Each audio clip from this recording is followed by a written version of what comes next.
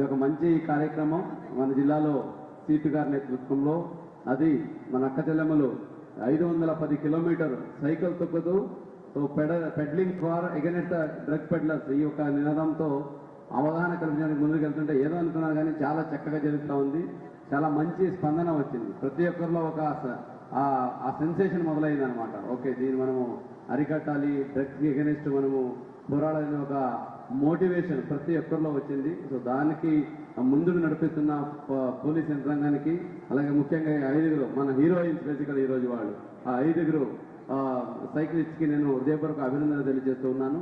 ఇది ఒక మంచి కార్యక్రమం. వాళ్ళని పిల్లలు ముఖ్యంగా ఈ క్యూరియాసిటీ కొన్నిసారి వేరే వాళ్ళు చేస్తున్నారు కదా ఏముంది చూద్దామని క్యూరియాసిటీతో కొంతమంది దీనికి డైవర్ట్ అయ్యే పరిస్థితి ఉంటే వాళ్ళని కూడా మనం ఇంటర్సెప్ట్ చేసి వాళ్ళకి కౌన్సిలింగ్ ఇప్పించి వాళ్ళకి మంచి దారిలో వెళ్ళడానికి కూడా ప్రయత్నాలు జరుగుతూ ఉన్నాయి.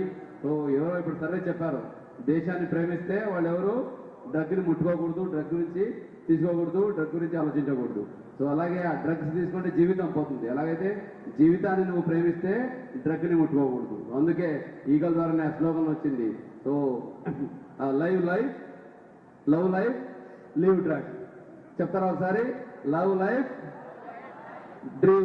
Live drugs. Okay, love life ఎస్ అంటే డ్రగ్స్ వద్దు, జీవితమే ముద్దు అని చెప్తారా?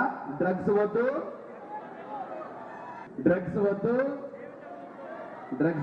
జీవితం ముద్దు. యాక్చువల్లీ మన జీవితాన్ని మనం ప్రేమిస్తే, మనం మంచిగా ఉండాలనుకుంటే, మన కుటుంబ సమాజం బాగుండాలనుకుంటే ఎవరు డ్రగ్ని ముట్టుకోకూడదు, డ్రగ్ జోలికి వెళ్ళకూడదు.